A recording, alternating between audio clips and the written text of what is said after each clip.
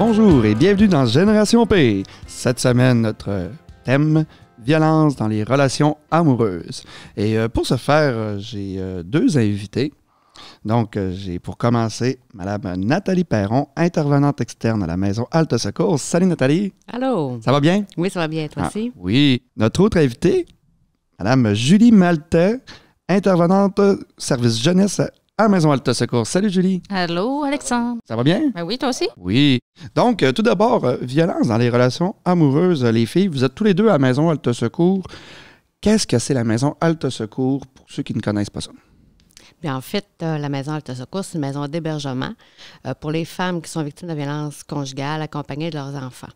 Également, on donne beaucoup d'autres services qui sont tant au service en hébergement, bien entendu, dont l'accompagnement pour les femmes. Il y a différents, comment je pourrais dire, au niveau des enfants également, que ma collègue Julie pourra vous nommer tout à l'heure parmi ces services. Mais on donne aussi de l'écoute téléphonique. Donc, dans ce cas-là, c'est 24 heures sur 24 qu'on peut offrir, du moins, tous les services que les femmes ont besoin. Ensuite de ça, moi, de mon volet, ça se trouve être des services à l'externe. Donc, c'est de l'accompagnement dans les démarches, vraiment, tant au niveau individuel également qu'en groupe. Donc, ça résume en gros, là, qu'est-ce que c'est la maison d'hébergement. Il y a aussi le volet sensibilisation. Oui, en effet.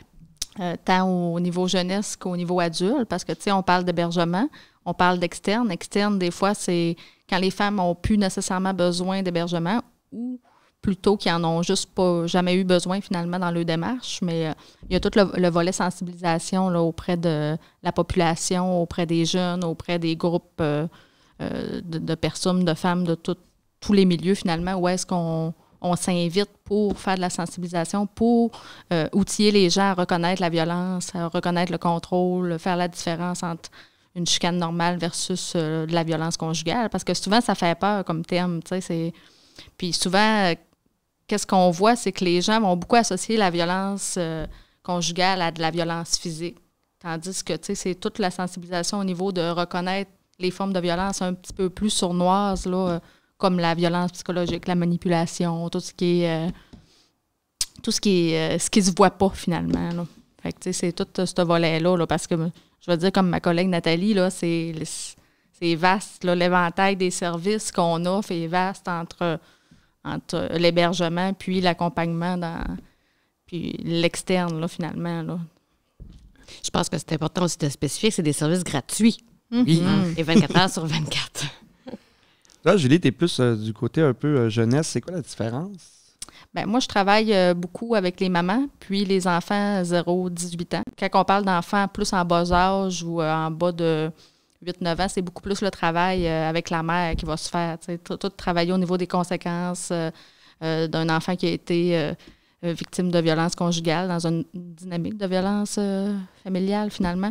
Fait qu'il y a ce volet-là, mais il y a aussi le volet ado, où est-ce que je fais de la sensibilisation, où est-ce que je fais aussi des rencontres avec des jeunes pour aider à prévenir justement là, la violence dans les relations amoureuses.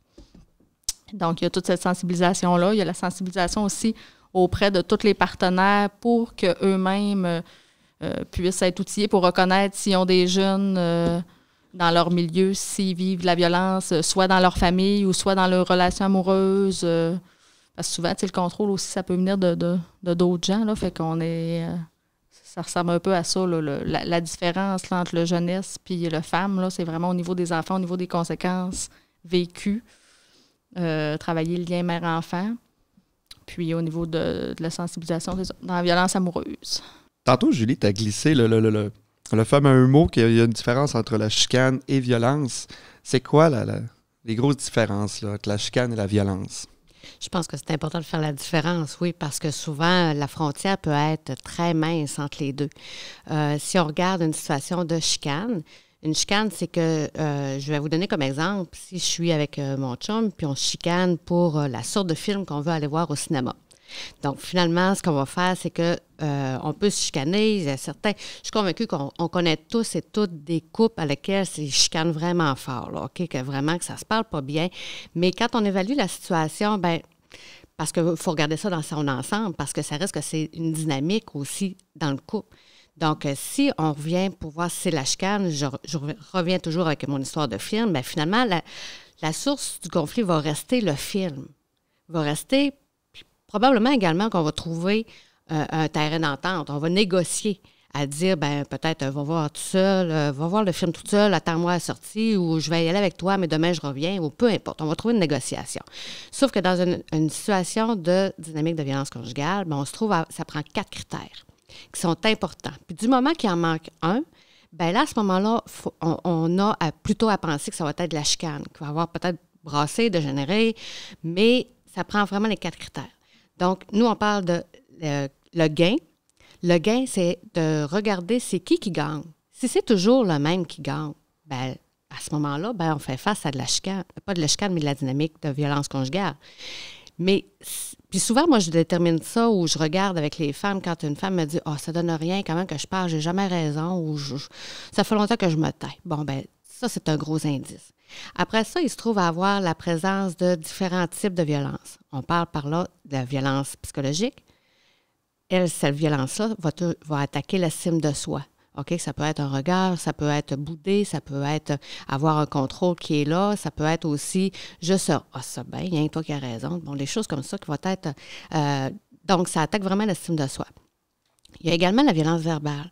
La violence verbale va être celle qui provoque la peur. Donc, ça va être tous les chantages, les menaces, que ce soit de, laisse-moi pas décider parce que tu vas voir, tu vas manger une, peu importe, ou à un moment donné, tu vas voir, tu vas prendre la porte. Bon, peu importe, là, mais c'est vraiment celle qui provoque la peur. Et c'est celle aussi qui s'entend, donc tout ce qui est de bêtises, de mots, bon. Après ça, il y a la violence physique. La violence physique, ça se trouve à être... nous, on parle souvent de violence physique directe, qui va être celle qu'on connaît plus, qui est de pincer, de tirer, bousculer, de frapper l'autre personne. Celle qui est indirecte va être celle qui va être briser des objets ou donner un coup de poing sur la table, qui va être de frapper dans le mur. Tu sais, il va briser des objets, mais ça va être... C'est drôle, c'est tout le temps son cellulaire à elle. C'est jamais le sien. C'est calculé. Hein? On parle encore là dans la dynamique. Là, c'est drôle. Là, c'est vraiment toujours dans l'optique qu'elle réagisse, elle. Où le chien va passer, il va faire mal au chien. Il va faire en sorte de l'atteindre de cette façon-là. Donc, ça va être de façon indirecte. Il y a la violence économique aussi, qu'on voit également beaucoup, puis que c'est celle dans laquelle on ne parle pas beaucoup, ou du moins qu'on pense que c'est normal parce qu'on est en couple, qu'on ait le même compte ou qu'on ait... qu'on s'entraide là, dans le couple, mais sauf que c'est tout le temps le même qui paye. Ben, c'est tout le temps la même. Ou que, je sais pas, moi, il n'y a plus de nom, il n'est plus capable de rien emprunter, ou il n'est plus capable, mais que finalement, il crée du surendettement à la conjointe. Ou ça peut être, c'est drôle, on sort au restaurant, puis c'est tout le temps moi qui paye. Il n'y a jamais son portefeuille, il n'y a jamais... ça peut être aussi... de parler à tous les fois que j'achète quelque chose, exemple, mais que moi, je dois me limiter dans ce que je vais acheter, mais l'autre va faire les dépenses qu'il veut, puis pourtant, on a un compte commun. Souvent, on va voir ça aussi. Donc, la violence sexuelle aussi. La violence sexuelle qui est présente souvent pour beaucoup de couples, c'est celle qui est la plus honteuse, parce que souvent, on a honte d'en parler, parce que c'est quand même, ce serait facile, ça serait une personne étrangère, mais c'est pas le cas. C'est la personne avec qui j'ai choisi de partager mon lit, puis que là, finalement, il arrive, soit parce que j'ai donné mon consentement un soir, mais demain, je peux ne pas avoir le goût, mais que finalement, mon consentement, il n'est pas respecté. Donc, la violence sexuelle est très présente aussi dans beaucoup de couples, puis souvent, les femmes ne parleront pas non plus. Parce qu'elle n'est souvent pas reconnue aussi. C'est ça qui arrive. La violence, parce que c'est pas...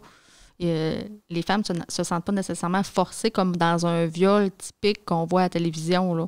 Fait que souvent, les femmes vont dire, on est en couple, puis je me suis forcée, mais c'est normal, c'est mon chum, ou pour éviter du boudage. Fait que souvent, c'est pour ça que les femmes ne vont pas reconnaître nécessairement qu'ils sont en train de vivre une agression sexuelle, puis qui n'ont pas nécessairement donné leur consentement parce que c'est pas justement la scène typique d'agression sexuelle qu'on connaît. Fait que, mais tu sais, déjà là, de céder à du boudage ou de faussement consentir par peur que l'autre nous boude, Ça en est aussi. Ça en est une forme de violence sexuelle, en fait. Puis j'aimerais spécifier que depuis 1983, on peut porter plainte contre son conjoint qui nous agresse. Donc ça, je pense que c'est une information qui est importante. Je pense que ça fait pas mal le lobe au niveau de la violence sexuelle. Mais en tout cas, on pourrait peut-être rajouter aussi tout ce qui est le fait de vouloir reproduire ce qui est au niveau de la porno. Moi, je dis souvent que la sexualité peut être très large, mais tout est dans le consentement. Tu sais, c'est pas le fait de faire tel ou tel geste, mais si tu n'es pas consentante, bien, là, déjà là, on est dans l'agression sexuelle. Donc, ça fait le tour des types. Donc, je vous disais tout à l'heure que pour faire reconnaître la dynamique de violence conjugale, ça prenait 4 critères. Les gains, les types de violence conjugale, les types de violence, c'est-à-dire donc l'instrument pour lequel il va utiliser pour avoir le contrôle, et il va avoir aussi la présence du cycle. Donc, le fameux cycle de violence. Oui, c'est ça. Tu m'as devancé, je voulais en parler. Je te devance. Oui. Mais si tu veux, on pourra peut-être terminer les critères. Ou tu veux-tu que je l'explique tout de suite? Vas-y comme tu le sens. Je me lâche. Donc, le cycle, c'est vraiment, c'est sous forme de 4 phases également. On se trouve à avoir la première étape qui est le climat de tension. Le climat de tension qui va être, que ce soit par des regards ou la manière qu'il va marcher, la manière qu'il va fermer le panneau d'armoire, qui est arrivé avec l'auto dans la cour ou peu importe. Donc, tu sens que ça risque de mal aller. Donc, qu'est-ce que ça provoque chez la victime? C'est qu'il y a l'anxiété qui va augmenter. Là, à ce moment-là, elle a l'impression qu'il faut qu'elle marche sur des œufs. Elle va tout faire pour faire, s'il y a des enfants qui sont là, si, je sais pas moi, si la TV est forte, elle va baisser le son, elle veut pas qu'il y ait d'éclatement. Donc, elle va tout faire, elle va regarder, voir si tout est rangé, c'est tout, c'est ça. Fait que là, finalement, il y a beaucoup d'anxiété qui va monter de son côté à elle. Après ça, au numéro 2, la deuxième étape, c'est-à-dire, c'est l'agression. Donc, il arrive, peu importe le type d'agression, comme je vous ai nommé tout à l'heure, les types de violence. Donc, moi, ce que je dis souvent, c'est que je suis agressée quand je me sens agressée. Tout simplement parce qu'on n'a pas le même seuil de tolérance. Puis on n'est pas pareil, on n'a pas la même histoire, mais sauf que si on n'est pas bien dans la situation, bien là, à ce moment-là... C'est qu'il y a une agression. Puis qu'il y a une agression, c'est en plein ça. Ça se négocie pas. Ça se négocie pas. Ça se négocie pas. Donc, à ce moment-là, là, on parle d'agression. Et ça... qui provoque chez la victime, ça va être de la colère. Là, à ce moment-là, c'est vraiment, là, regarde, là, je suis vraiment tannée de me faire parler comme ça. Pour qui se prend de me parler de même, là, ça fera. Là, c'est vraiment... Puis là, à ce moment-là, en vivant de la colère, bien, ça a pour but d'être... On est centré sur soi. On n'est pas centré sur l'autre. Là, vraiment, on est tanné, on veut que ça arrête. Après ça, il arrive au 3e étape. Donc, il arrive la justification. Donc, c'est vraiment toutes les raisons qui vont être extérieures à lui ou à l'événement. Il va expliquer là, pourquoi il y a eu un éclatement. Donc, ça peut être, excuse-moi, j'étais chaud, je savais pas ce que je faisais. Moi, j'appelle ça aussi les tavaillens. Là, tavaillien qui n'a pas porté, tavaillien qui n'a pas parlé à un tel, tavaillien qui n'a pas... Bon. Donc, ça va être les raisons extérieures à lui. Et qu'est-ce que ça provoque au niveau de la victime? Ça va être un sentiment de responsabilisation ou de culpabilité. Là, à ce moment-là, c'est sûr que là, ça devient les j'avais hein? J'avais juste à pas y parler à lui, ou j'avais juste à y montrer mon cellulaire quand tu me l'as demandé. Donc là, on se sent responsable puis on se sent coupable. Après ça, la 4e étape au niveau du cycle, ça se trouve à être la période de rémission ou de lune de miel. Là, à ce moment-là, c'est les promesses de changement. C'est les promesses de plus recommencer. C'est les promesses d'aller consulter également. Qu'est-ce que ça provoque chez la victime? Ça va provoquer de l'espoir. Là, elle va croire à ces changements-là. Elle va croire aux promesses. Puis elle aussi, elle va vouloir montrer un désir de changement parce qu'elle y croit à son couple. Elle l'aime aussi. Elle aime le gars, mais elle n'aime pas les comportements.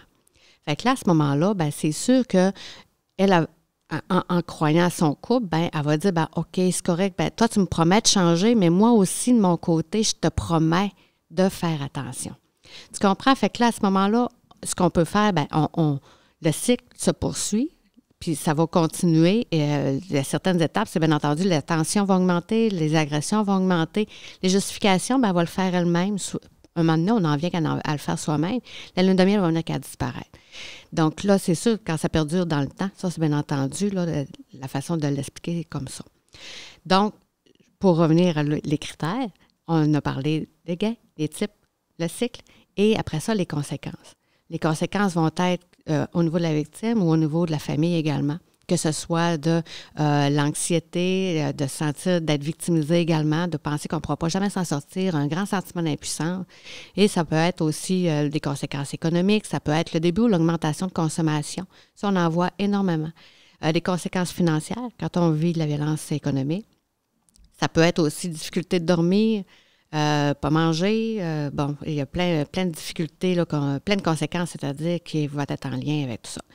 Donc, c'est important de se rappeler les 4 critères parce que nous, c'est de la manière qu'on va évaluer ça. Puis quand il en manque un, bien là, à ce moment-là, on peut faire face à une situation de violence situationnelle ou quelque chose qui a dégénéré. C'est pas plus acceptable, mais parce que je pense que c'est important d'en parler. Mais ça prend vraiment les 4 critères pour dire qu'on fait face à une dynamique de violence conjugale. Parce que quand on est dans une chicane normale, il n'y a pas nécessairement de peur. Il n'y a pas justement... T'as pas le sentiment que d'avoir peur de dire ce que tu penses, de nommer tes besoins. Tandis que quand on est dans une dynamique de violence, bien nécessairement, il y a ça, il y a la peur. Puis il y a un gros déséquilibre de pouvoir aussi. Moi, ce que je dis souvent aux gens, c'est que souvent... dans une relation qui est saine, dans une chicane de couple, ben les deux se sentent égaux de dire à l'autre ce qu'ils pensent, ce qu'ils veulent, puis il n'y a pas de sentiment que je dois me taire ou je dois plier, là. Fait qu'il y a ça. Puis une autre chose que je dis souvent, surtout aux jeunes, c'est que quand on est dans une dynamique de violence, un bon indice, c'est qu'on a l'impression de sortir avec 2 personnes en même temps. Le super fin, celui qui se présente au départ, puis celui qui revient dans... la réconciliation, la lune de miel, c'est cette personne-là à laquelle que la personne s'attache. Non, c'est de cette personne-là qu'elle est amoureuse, finalement. Puis, il y a le super... Il y a celui-là. Puis, il y a celui-là qui est extrêmement méchant aussi. Fait que, quand on est dans une relation saine, on n'a pas l'impression de sortir avec 2 Guillaume ou 2 François. On a toujours la même personne devant soi, tandis que souvent, un bon indice qu'on voit, c'est que les femmes ou les jeunes qui nous parlent, ben, ils ont l'impression de sortir avec 2 personnes dans la même personne. Fait que ça, c'est un bon indice. Puis un peu pour rajouter, tantôt, vous vous souvenez quand je vous disais, si je sors voir un film avec mon chum puis que ça vire en chicane, bien, si je suis dans un contexte de violence conjugale, bien, finalement, ça ne sera plus la cause de la chicane ou du conflit, ça ne sera plus le film. Ça va être moi, finalement. Ça va devenir moi. Je suis pas sortage, je suis dure à gâter, ou bien, je suis pas... Tu sais, c'est moi le problème, finalement. Bon, il veut me faire plaisir, puis je comprends rien encore, ou... Puis la notion de peur est bien, bien importante, parce que faut se ramener que dans un contexte d'une situation saine, bien, cette peur-là, on la vit pas. On n'a pas peur que l'autre nous frappe quand on est dans une relation saine. Oui, qu'on peut chicaner, que ça peut dégénérer, que ça peut... Mais en dehors de tout ça, on n'embarquera pas dans cette peur-là. Mais c'est les 4 critères que je vous ai nommés tantôt vont faire en sorte que, oui, la peur est une principale des conséquences également. Tu sais, souvent, c'est pas juste non plus la peur de notre sécurité physique, tu sais. C'est la peur d'être laissé, la peur de se faire bouder, tu sais. Souvent, ça aussi, ça naît des bons indices puis qui sont pas perçus comme de la violence parce que on entend souvent « il m'a jamais touché », il n'oserait jamais me frapper. Puis effectivement, que c'est ça c'est comme ça que ça se présente parce qu'ils n'ont pas besoin d'aller jusque-là. Mais quand on est dans une relation qui est saine, bien, on n'a pas peur à tous les jours de se faire laisser parce qu'on n'a pas fait ce que l'autre voulait. On n'a pas peur de se faire bouder pendant 5 jours, tu sais.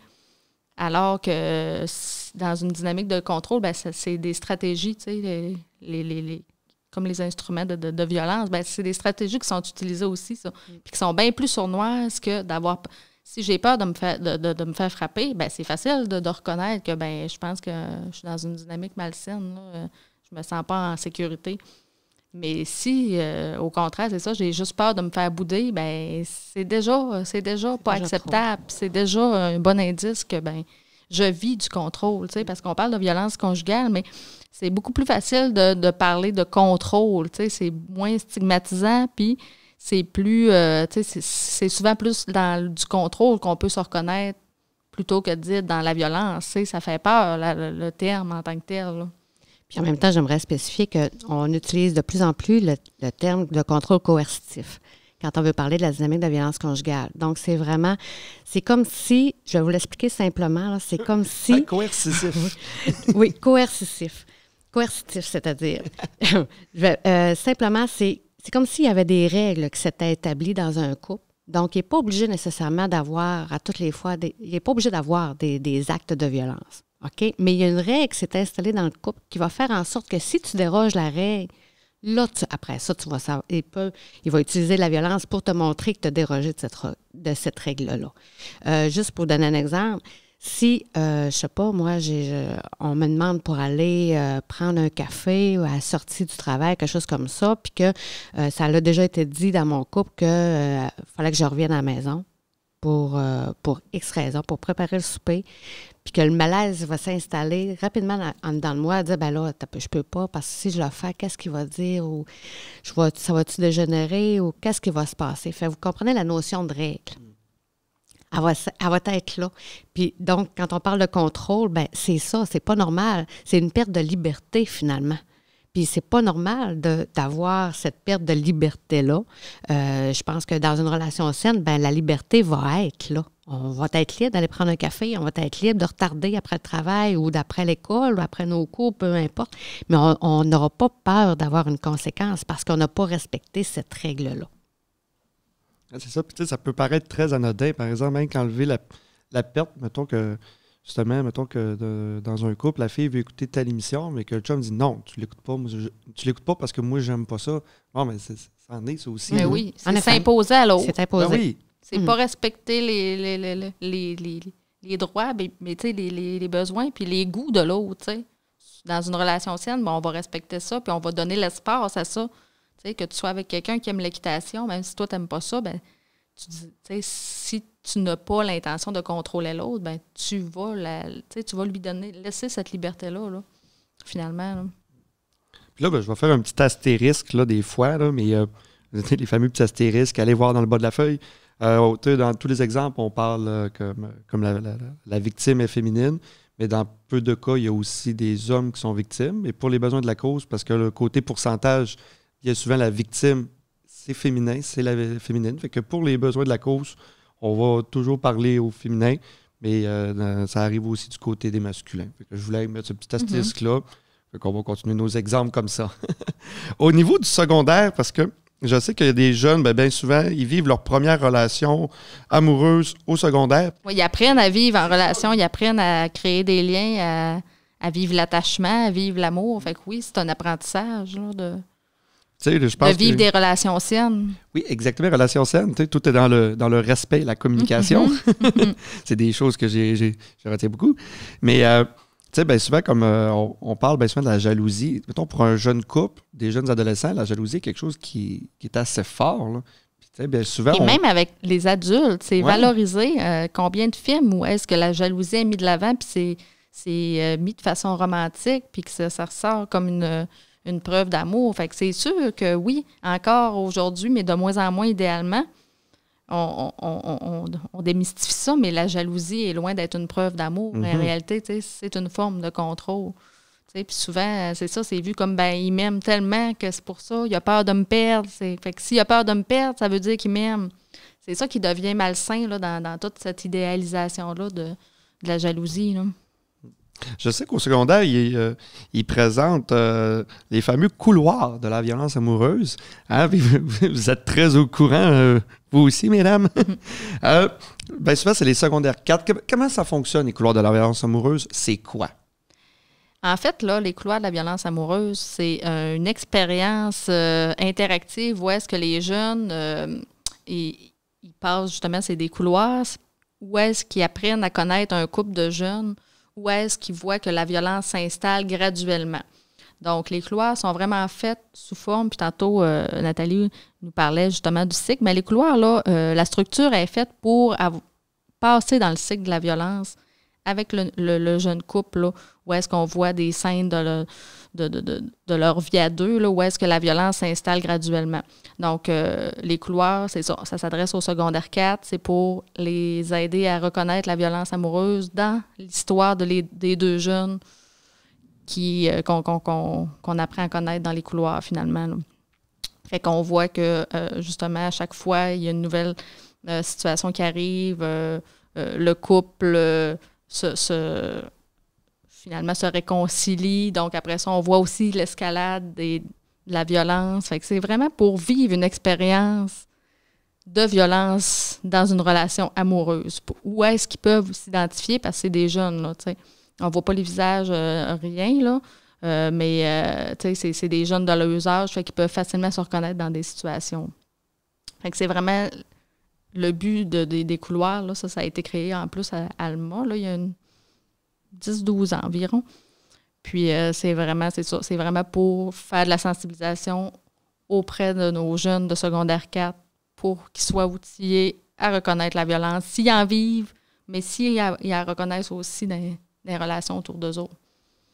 Est-ce que secondaire 4, est-ce que c'est trop, est-ce que c'est rendu trop vieux pour les montrer? Faudrait-tu leur montrer, mettons, par exemple, sur la secondaire 2? Parce que il commence à avoir de plus en plus de jeunes couples. C'est vrai que la vie va vite, les jeunes évoluent rapidement, les jeunes ont accès à plein d'informations avec Internet et tout. Donc, oui, tu sais, c'est quelque chose qu'on a regardé.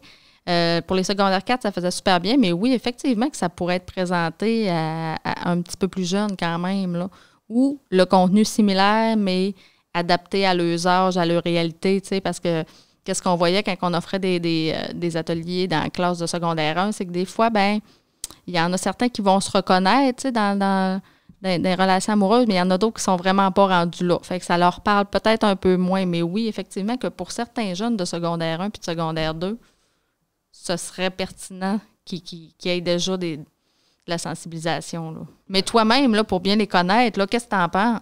Ben moi, pour bien les connaître, c'est pour ça que j'étais content de connaître votre opinion là-dessus, parce que moi aussi, je travaille auprès de la clientèle adolescente. De plus en plus, là, mettons des jeunes de secondaire 1, secondaire 2.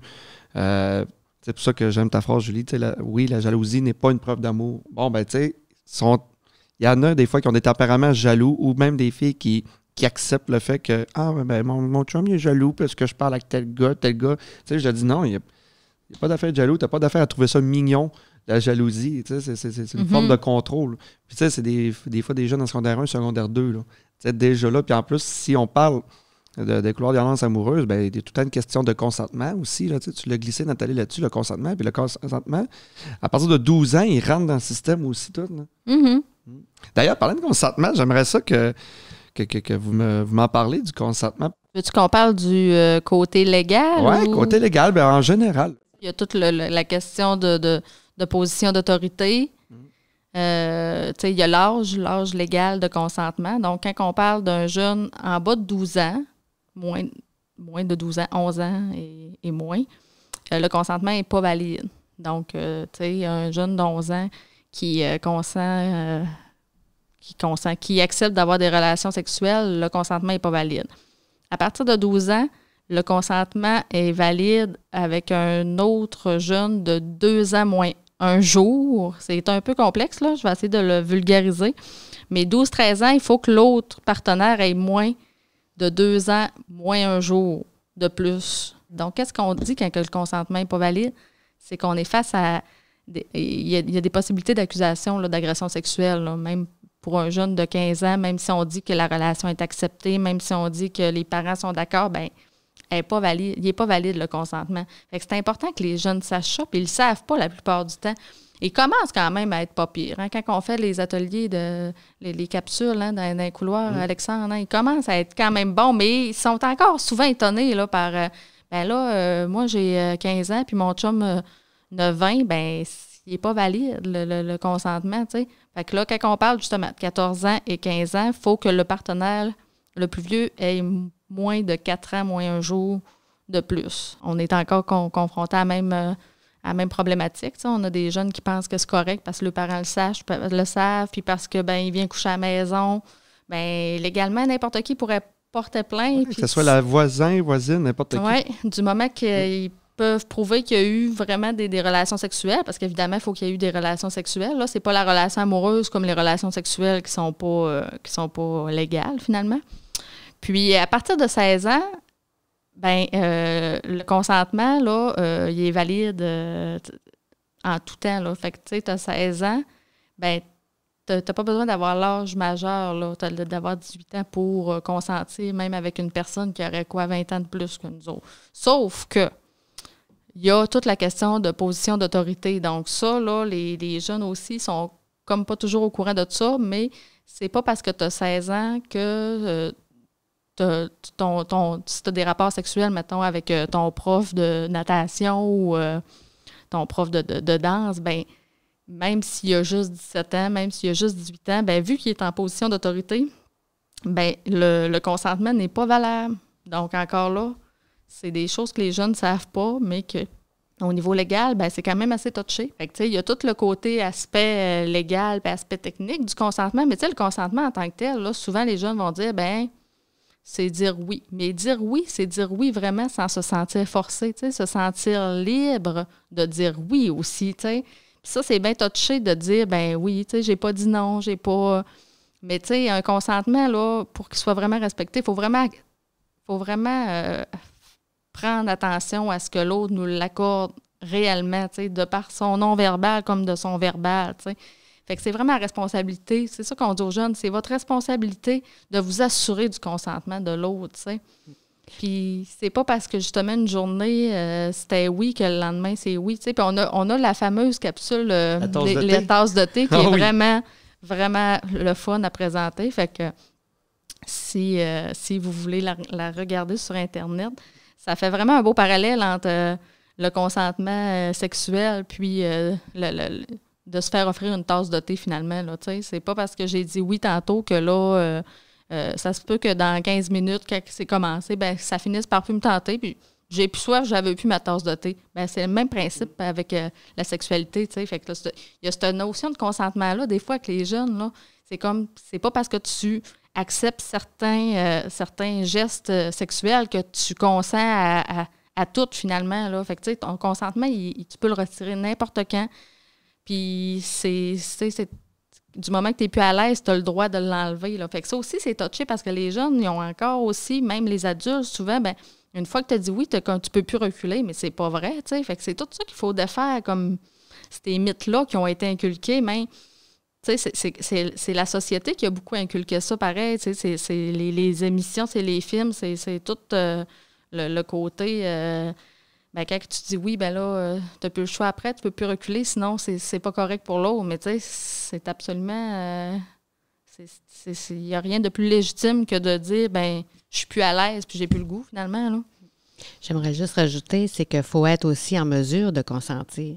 Oui. Si je suis pas en état de donner mon consentement, si je suis en train de dormir, si je suis en état d'ébriété, si je suis gelée ou peu importe, ben je suis pas en état de consentir. Oui. Fait qu'à ce moment, puis ça c'est souvent dit ou banalisé ou justifié, c'est vraiment c'est bon de le rappeler aussi parce que même les jeunes ils font le saut souvent quand on leur amène ça aussi parce que ça leur est arrivé d'avoir des relations sexuelles en état d'ébriété puis là, ils pensent que, ben non, mais là, c'était correct, tu sais, c'est mon chum, c'est ma blonde. Oui, mais si le consentement n'était pas là puis que le lendemain, elle se rend compte qu'il y a eu des rapports sexuels puis qu'elle les voulait pas, ben non, il n'y était pas. Même si les 6 autres fins de semaine avant, ça avait été oui pour vrai, ben là, ça se peut que ça soit non, tu sais.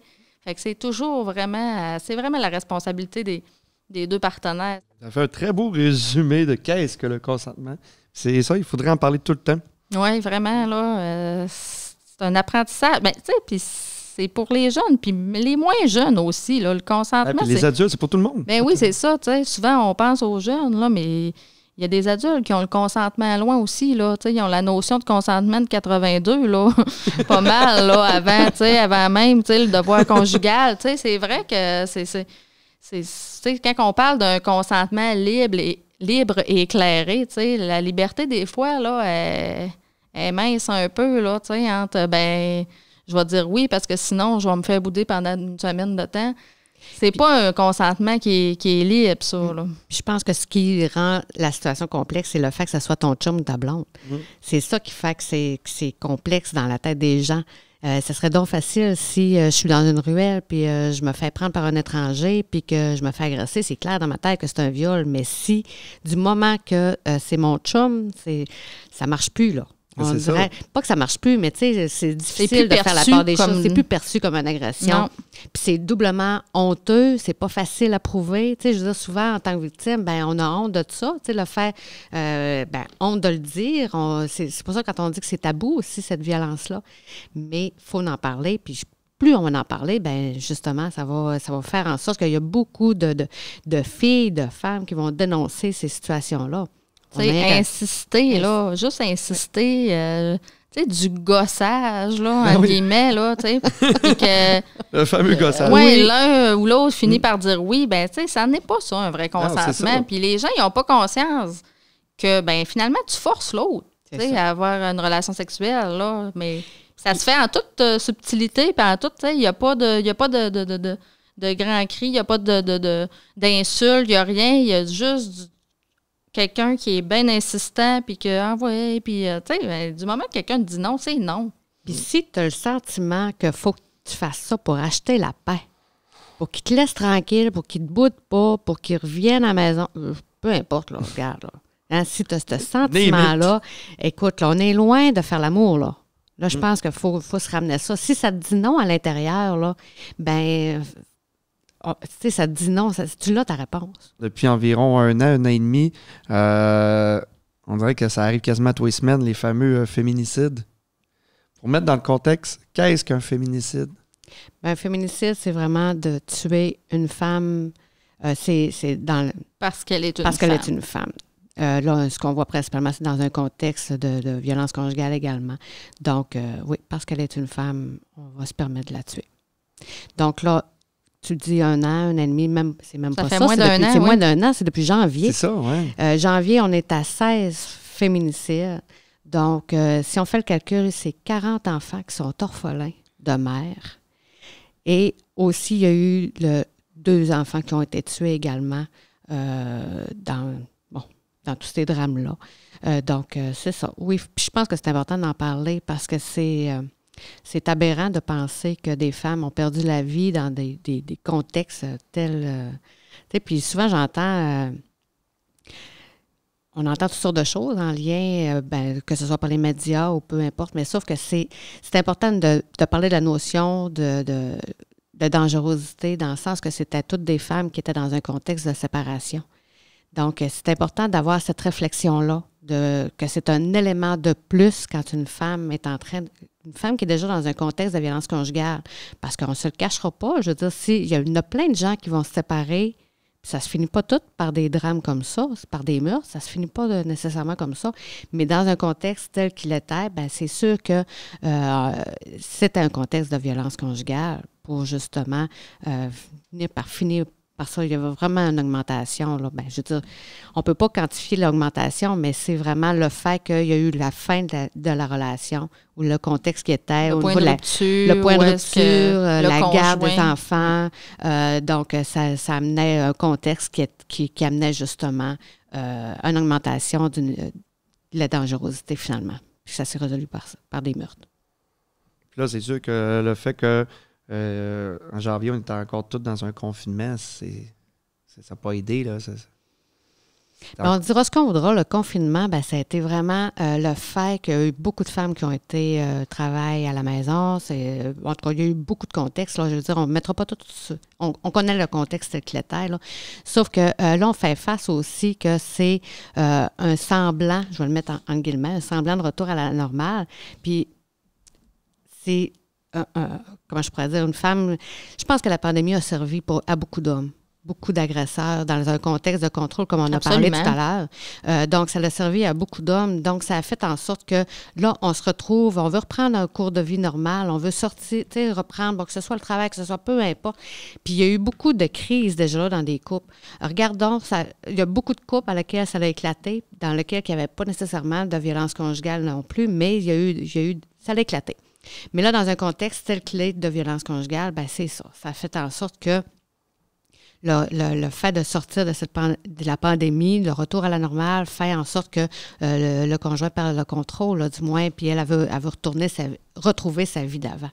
Donc, moi, en tout cas, c'est sûr que je suis pas une chercheure, là. On s'entend que je vais avec l'expérience et avec ce que je vois, mais je pense que le fait qu'on recommence sa vie fait en sorte que, justement, il va perdre un certain contrôle. Puis ça fait augmenter le niveau de violence, finalement, parce que la pandémie, avec les mesures sanitaires, ça a fait en sorte que, ces personnes-là qui exerçaient leur contrôle, ben ils ont eu beaucoup de pouvoir, là, parce que, regarde, on a le couvre-feu, on peut plus voir personne, on peut plus... Fait que, tu sais, c'est sûr que quand un conjoint veut isoler la personne avec qui elle vit, ben il y avait tout en son pouvoir pour la maintenir là-dedans. Tu sais, c'est facile. Ben non, on n'invitera pas telle personne. On n'a même pas le droit d'inviter du monde chez nous. Fait que c'est sûr qu'après ça, tu sais, quand une personne contrôlante, elle se retrouve dans un contexte où est-ce que, elle est bien parce qu'elle a l'impression d'avoir le contrôle. Il n'y a pas beaucoup d'éclatement, mais du moment où est-ce que cette personne-là va perdre ce contrôle-là, ben c'est là que les comportements violents s'exacerbent, là. Tu sais, finalement, c'est ça. Là, il y a le retour un peu à la normale. Fait que c'est là que la personne veut le maintenir, ce contrôle-là, même s'il n'y a plus de couvre-feu, puis même s'il n'y a plus de télétravail, puis même s'il n'y a plus 8 personnes maximum dans ta cour. Fait que, tu sais, c'est tout ça là, qui fait que, oui, c'est comme Nathalie dit, ça l'a effectivement servi aux personnes contrôlantes d'être en pandémie. Parce que si je peux rajouter, pour en avoir parlé justement à certaines femmes, que ça allait très bien. Dans leur couple, là, pendant la pandémie, c'était merveilleux, là, ça allait bien, mais c'est sûr, ils n'étaient pas confrontés à rien. Ça allait très bien parce qu'il y avait l'anti-contrôle, parce que, comme je le disais, un couvre-feu, que même pas imposé lui-même, que c'est déjà imposé par quelqu'un d'autre, tu vois pas personne, tu es isolé, tu es complètement, tu es là à la maison, puis tu réponds à tous les besoins, tu es tout le temps là. Donc, oui, ça allait bien, mais là, le fait qu'on sort du confinement fait en sorte que, justement, il perd des gains. Vous vous rappelez la notion de gain de tantôt? Exactement. Il perd des gains. Fait que là, à ce moment-là, là, ça commence à mal aller, là. Fait que ça, c'est vraiment... En tout cas, moi, je trouve que c'est des gros indices, là, mais... Absolument. Et je crois aussi qu'on est... Que justement, que ce soit les médias, quoi de même, ça a été en retard parce que avant janvier, il y avait des féminicides, sauf que c'était pas aussi médiatisé. Non, je t'arrête, Alexandre. OK. Hey, parfait, ça, j'aime ça. Oui. Vas-y, Nathalie. Simplement parce que il y avait une moyenne d'à peu près 10 féminicides dans une année. Une année. Là, on est à 16 en septembre. C'est ça la différence. Puis on était déjà, mettons, à 8-9 en mars. Là. Et c'est pas début 10 avril, même. On était à 10, je crois. C'est ça là, qui a fait que ça a été davantage médiatisé, parce que ce qu'on avait en une année, on l'a eu en 1 mois et demi à un moment donné. Là. En tout cas, moi, j'ai un grand sentiment d'impuissance. C'est très inquiétant. J'ai un grand sentiment d'impuissance. Puis je pense qu'on a à être alerte. C'est ça, oui. Il faut observer, il faut voir. Il faut voir les petits détails. Il ne faut pas avoir peur de parler, là, oui. Non, être à l'écoute. Si on voit des changements de comportement sur quelqu'un, une femme de notre entourage, je sais pas, moi, qu'on la sent pas à l'aise tout le temps, il répond à sa place, elle n'est pas bien, ou des choses qu'elle faisait avant, qu'elle ne fait plus, que ce soit, on avait l'habitude d'aller marcher tous les soirs, il y a toujours toutes sortes de raisons, elle ne vient plus marcher, ou peu importe, là, mais d'être à l'écoute de ces changements-là, puis d'être à l'écoute aussi de si, moindre signe, si elle glisse un mot que tu dis, t'as peu, là. Puis si des fois, là, on n'est pas à l'aise là, de l'aider, là, moi, je pense que l'important, c'est de rester présent au cas, OK, je veux dire, des fois qu'elle aurait besoin, mais on peut la référer, donnez-lui le numéro de téléphone de la maison, donnez-lui le SOS violence conjugale, peu importe l'endroit où elle est, SOS vont les mettre en lien à une maison proche de où elle habite, là. Mais c'est le fait de la référer à quelqu'un va faire en sorte qu'on va l'avoir aidée. C'est toujours bien mieux que de dire « Non, regarde, t'exagères, il n'est pas comme ça. » là. Non, c'est de la croire pour commencer. Puis après ça, de regarder qu'est-ce qu'on peut faire pour t'aider. Puis, puis n'ayez pas peur de demander de l'aide. À la limite, si on ne sait pas quoi faire, quand on a des doutes de quelqu'un de notre entourage qui peut être victime, à ce moment-là, on peut téléphoner, poser des questions aux intervenants. On est là pour ça. On va vous sensibiliser, un peu comme Julie parlait tantôt de la sensibilisation, mais on va répondre aux questions. Vous outiller pour justement... Outiller les proches, là, ça fait partie aussi de notre mandat. Totalement. Puis à la limite, un proche peut accompagner une femme. Oui, c'est ça, je voulais dire. Une jeune fille, oui. Si, mettons, on a peur que ça se passe, mettons, peut-être dans la nuit même, on peut-tu vous téléphoner pour vous dire, regarde, là, si vous pouvez l'appeler là, ou ça de même, appeler des fois pour elle, est-ce que ça se fait? Là, il y a des scénarios toujours possibles. Oui, c'est ça. Selon le niveau de sécurité qui est possible d'avoir. Là. Puis en même temps, je te dirais que si, admettons, j'appelle une femme qui elle sait que je vais lui téléphoner, bien, je vais souvent parler par OK, tu me réponds rien que par oui, non. On essaie de se trouver des trucs, ça c'est bien entendu. Mais il faut au moins qu'elle ait le sentiment de ne plus être toute seule là-dedans. Puis à la limite, là, si on a un doute ou qu'on entend crier, que ça brasse trop fort, puis que le fameux sentiment, là, écoutons-nous ce qui se passe à l'intérieur. Le fameux sentiment qui nous dit hey, là, ça n'a pas de bon sens, là, ça dégénère. C'est pas rien qu'une chicane, comme on parlait tantôt, là, ça dégénère, ça ne fonctionne pas. Ben, appelez les policiers. Puis eux, ils vont faire l'évaluation, ils vont porter un aide, là, ils vont nous les référer également. Il va y avoir une suite qui va se faire, là, parce que il y avait la vieille mentalité de ce qui se passe chez les voisins, ça ne nous regarde pas, puis ça crie, puis c'est fou, mais on s'en mêle pas, c'est à côté. En tout cas, ça, heureusement, ça tend à vouloir disparaître, cette vieille mentalité-là, mais elle est encore là quand même. Puis ça, tu sais, souvent, on les voit, ça. Dans tous les événements qu'on a entendus là, dans les derniers mois, là, il y en a encore certains qui nous disent ben, tu sais, qu'ils s'étaient rendus compte de rien, mais il y en a où est-ce que là, ils nous disent que ben, les policiers intervenaient souvent, puis il y avait souvent des cris, puis souvent. Fait que, tu sais, tout ça, là, quand c'est là, il ne faut pas se fermer les yeux, puis il ne faut pas rester dans cette vieille mentalité-là que ça ne nous regarde pas ou. Non, tu sais, on a une responsabilité, tu sais, je veux dire, on a la responsabilité sociale, puis tu sais, je veux dire, on arrive sur un accident, puis on le sait, on est obligé d'arrêter porter secours. On le sait tout, ça. Puis c'est tout à fait naturel, tout à fait normal.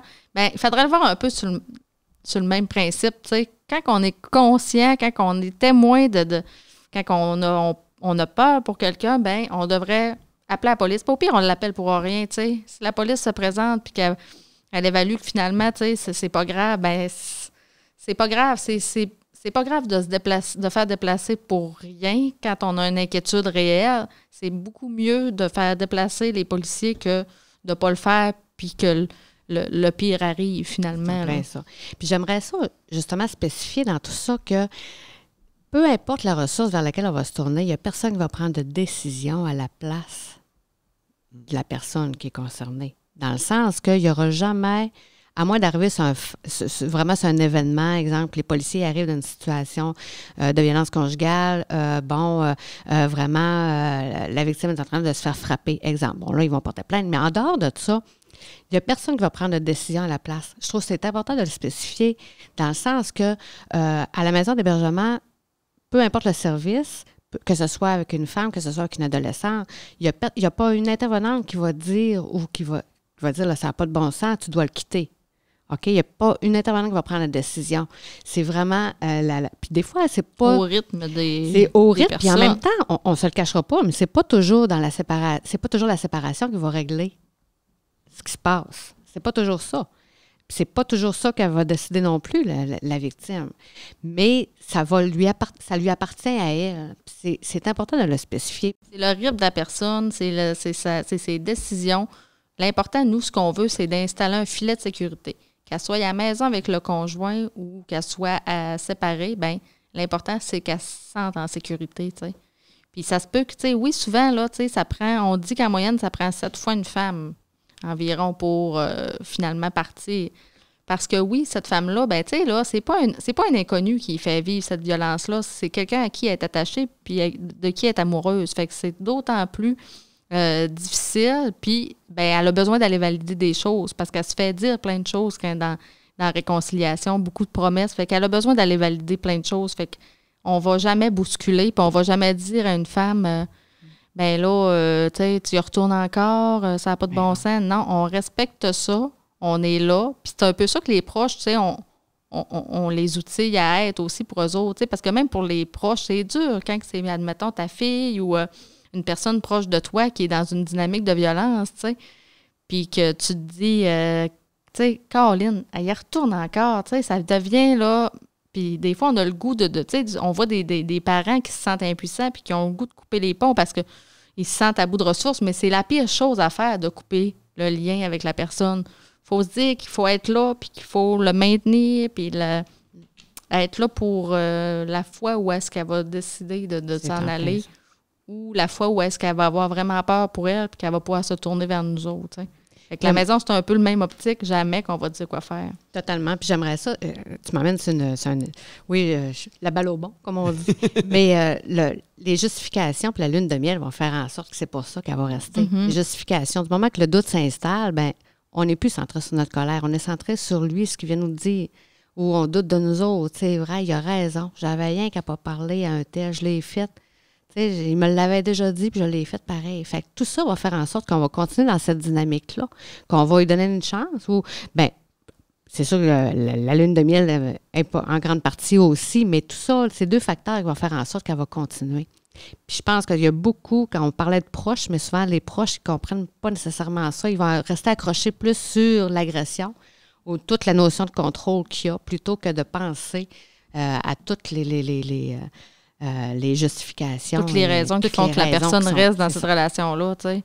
Parce que, tu sais, c'est sûr que bien froidement, là, c'est facile de dire, telle personne vit de la violence, elle a juste à se séparer. Tu sais, froidement, c'est facile de voir ça de cet œil-là, mais c'est beaucoup plus complexe que ça, puis il y a beaucoup plus d'enjeux que ça, puis les raisons, là, sont infinies, là, pourquoi qu'une personne reste dans cette dynamique-là. Il y a les enfants, il y a le côté financier, il y a les responsabilités, il y a la peur. Des fois, c'est plus sécuritaire et sécurisant pour la femme de rester dans la dynamique. Parce qu'elle a assez à qui elle a affaire, tu sais, assez comment il va être, assez comment réagir à chaque comportement violent. Tandis que, tu sais, tantôt on le disait, quand il y a séparation, il y a aussi amplification, il y a aussi, on grimpe en escalade là, de la violence. Là. Fait que cette personne-là, quand tu t'es jamais séparé, tu sais pas à qui tu as affaire. Fait que souvent, là, le risque de dangerosité est vraiment plus élevé. Fait que des fois, si on l'explique aux proches, tu sais, oui, je comprends que, tu sais, vous voulez qu'elle s'en aille puis qu'elle serait bien plus en sécurité, mais pour elle, aujourd'hui, au moment où on se parle, c'est la meilleure décision pour elle. Puis pour les enfants, c'est d'y retourner pour aujourd'hui, tu sais, parce que c'est comme ça qu'elle se sent le plus en sécurité. Fait que, tu sais, des fois, c'est ça aussi qu'il faut prendre en considération, là. Oui, puis j'aimerais juste rajouter le fait aussi que la mère, elle va aimer mieux être à la maison. Quand on parle de garde partagée des enfants, bien souvent, la mère va décider de rester à la maison pour justement avoir un œil sur ses enfants, pour être sûr que ça se passe bien, plutôt que d'accepter la garde partagée puis d'être inquiète la semaine que les enfants sont avec leur père. Fait que ça, c'est un autre... Oui, vraiment, c'est un enjeu qui est vraiment important. Puis des fois, enjeu. C'est facile, froidement, de se dire, tu sais, elle s'en va, puis mais non, tu sais, quand tu veux pas que ton enfant passe ne serait-ce que même pas un 24 heures tout seul avec l'autre parent parce que tu es trop inquiète, tu sais, parce que tu sais pas qu'est-ce qui peut arriver, ou au contraire, tu sais comment il peut être avec l'enfant, mais que c'est pas, que ça se fait dans l'intimité, fait que c'est pas reconnu, fait que, tu sais, fait que on est vraiment, tu sais, souvent, c'est ça, on aide les femmes, mais on leur dit c'est les meilleurs placés quand même pour assurer leur sécurité, là. C'est eux autres qui connaissent le mieux. Puis moi, je pense que ce serait bon aussi de rajouter que les enfants, on a parlé de beaucoup au niveau des conséquences au niveau de la victime, de la femme, mais les enfants vivent exactement les mêmes conséquences. Bien, je veux dire, si on parle de contrôle, si l'enfant voit, rien qu'à voir papa, la manière qu'il marche, bien, la manière qu'il est, bien, ils vont savoir s'ils vont passer une bonne ou une mauvaise journée. Ben, c'est ça, là, fait que c'est vraiment... Ils s'adaptent également à tout ça, là, au cycle, puis... à toutes les formes de violence, puis ils s'en font leur perception aussi, puis leur des fois, conception. ils s'en servent un modèle, c'est ça. Oui, c'est ça. Ils en font leur conception aussi, tu sais, des rôles sociaux, de la hiérarchie familiale. Fait que, tu sais, des fois, ça vient, tu sais, ça vient tout de faire un peu là, le principe vraiment de hiérarchie familiale, là. Donc, les filles ici, c'est justement, je pense que ce serait intéressant de leur donner les places où téléphoner ou bien des fois les numéros de téléphone, comme tantôt vous avez parlé de SOS conjugal. Oui. C'est ça? Oui. Après ça, ben aussi, Maison Alta Secours, avant de clore et que je vous remercie. Je pense que ce serait important de renoter ça parce que je pense que plus on est informé, mieux c'est. Là. Puis on le disait tantôt, c'est du 24/7. Fait que oui. vous pouvez appeler n'importe quand à la maison au 418-276-3965. Ça, c'est vraiment la maison en hébergement. Ou est-ce qu'il y a quelqu'un qui répond en tout temps? Oui. Il y a également la ligne pour me rejoindre ou tout simplement tous les services à l'externe au 418-276-3659. Ben, beau Dieu. Ben, merci beaucoup. Merci beaucoup à Nathalie Perron. Merci. Ça fait plaisir. Merci aussi à Julie Maltais. Merci à toi, Alexandre. Je voudrais remercier aussi la Télé du Haut-du-Lac pour les locaux, le matériel. Je voudrais remercier aussi le Carrefour Jeunesse Emploi pour cette belle idée de Génération P. Donc, nous, on se retrouve la semaine prochaine. Je m'appelle Alexandre Boudreau. À bientôt!